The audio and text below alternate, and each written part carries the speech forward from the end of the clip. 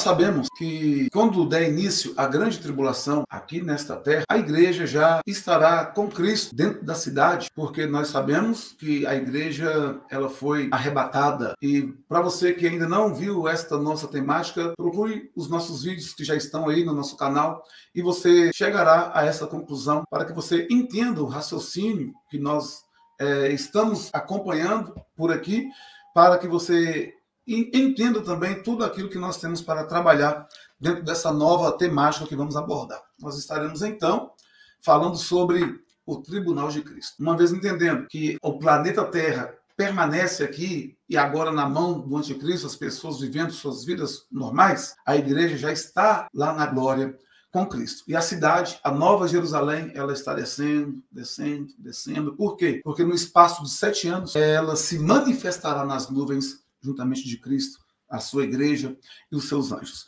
Então, a nossa intenção aqui nesta aula de hoje é entender o que estará acontecendo com a igreja quando ela estiver dentro da cidade, ou seja, nesse espaço de 7 anos. Nós vamos então estar compreendendo, segundo a palavra de Deus, que a igreja ela vai passar por algumas situações, a começar o Tribunal de Cristo. Então, eu quero aqui pontuar algumas questões para que possamos trabalhar com vocês aqui nesta temática. A seguinte questão: a igreja, uma vez arrebatada, ela agora vai passar pelo Tribunal de Cristo. Ela passará também pelo recebimentos das vestimentas. A igreja passará também pelas bodas do Cordeiro. E, em quarto lugar, nós estaremos falando aqui sobre a grande ceia que a igreja estará participando com Cristo dentro da cidade, no momento em que é muito importante estar frisando isso para que não possamos fazer confusão. A terra, na grande tribulação, a igreja ela é livre da grande tribulação, ela não participa desta ira do Cordeiro contra o planeta Terra e seus habitantes. A igreja é a esposa do Cordeiro, ela está nas regalias celestiais, juntamente com Cristo.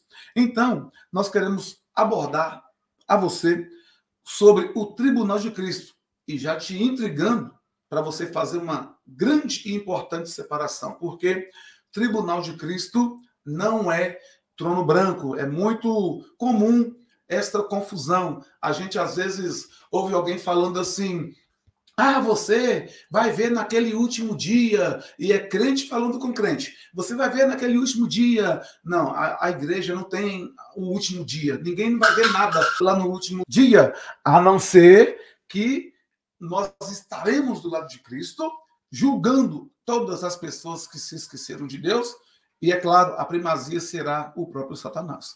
Então, para você ter aí o seu segmento, ter as suas anotações, os textos que nos dá a distinção entre Tribunal de Cristo e Trono Branco são 2 Coríntios, capítulo 5, no versículo 10, Romanos, capítulo 14, versículo 10, Efésios, capítulo 6, versículo 8, e Apocalipse, capítulo 22, versículo 12. Todos esses textos aqui citados estão abordando a questão do Tribunal de Cristo, que é para a igreja. Apocalipse, capítulo 20, versículo 11, vai especificar o juízo final, o grande trono branco. E nós sabemos já que quem estará perante o trono branco são os ímpios, as pessoas que se esqueceram de Deus. Então, eu tenho aqui uma definição para tratar, ou para passar.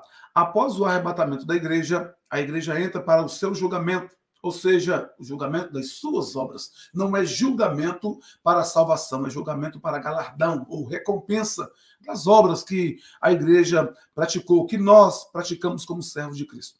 Não é julgamento para a salvação, mas sim para galardão.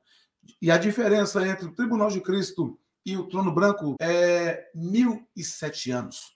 Então, quando a igreja estiver passando pelo Tribunal de Cristo, 1007 anos depois é que estará acontecendo o Trono Branco.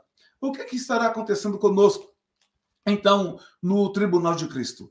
Em primeiro lugar, a igreja estará recebendo coroas. E aí nós já estamos aplicando o que será julgado em nós. A igreja estará sendo julgada, as pessoas salvas estarão sendo julgadas segundo as suas obras, segundo o trabalho que ela prestou para o reino dos céus. Então, nós já vamos aqui colocar uma ordem, uma sequência para você ter aí a sua compreensão e você estará juntamente conosco, acompanhando na sua Bíblia Sagrada. É Bíblia, é Bíblia, é Bíblia. A primeira recompensa que nós estaremos recebendo se chama Coroa da Justiça, onde você estará encontrando na Bíblia Sagrada falando sobre este galardão que nós estaremos recebendo. 2 Timóteo, capítulo 4, versículo 8, e estará falando em relação a esta coroa que estaremos recebendo no nosso corpo. A coroa, a recompensa que nós estaremos recebendo não é na nossa cabeça, é no nosso corpo que vai ser glorificado. Então, esta coroa chamada Coroa da Justiça, ela retrata a nós sobre os nossos trabalhos de beneficência que nós prestamos aqui na Terra, trabalho de socorro, quando nós socorremos alguém, e também as injustiças que nós sofremos aqui como povo de Deus, como igreja. Então, o primeiro ponto, a primeira coroa que nós estaremos recebendo, vai nos tratar sobre esses três aspectos que eu abordei aqui juntamente com vocês. A segunda coroa que nós estaremos recebendo se chama Coroa da Vida. E você pode folhear sua Bíblia e ir em Apocalipse, no capítulo de número 2, versículo de número 10, e também Tiago, o apóstolo, capítulo 1, versículo 12, estará trazendo também para nós a definição dessa coroa, que é pela fé na obra salvadora de Cristo. Todos aqueles que creem, a igreja crê, então a igreja por inteiro estará recebendo essa coroa da vida, que é pela fé na obra salvadora de Cristo que nós temos. A terceira coroa que nós estaremos recebendo se chama coroa incorruptível. 1 Coríntios, capítulo 9, versículo 25, estará abordando para nós sobre a coroa incorruptível, e ela se trata da fidelidade e da nossa santidade que nós temos na presença do Senhor nesse corpo. A quarta coroa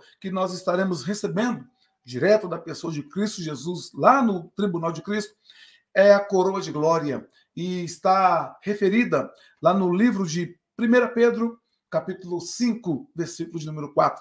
E esta coroa se refere pelo serviço prestado a Deus, sem interesse nas coisas deste mundo. É muito importante, é muito interessante sabermos disso. A quinta coroa que nós estaremos recebendo no nosso corpo se chama coroa de gozo ou coroa de alegria. O apóstolo Paulo vai nos abordar isso lá em 1 Tessalonicenses, no capítulo de número 2, versículo 19 e versículo de número 20.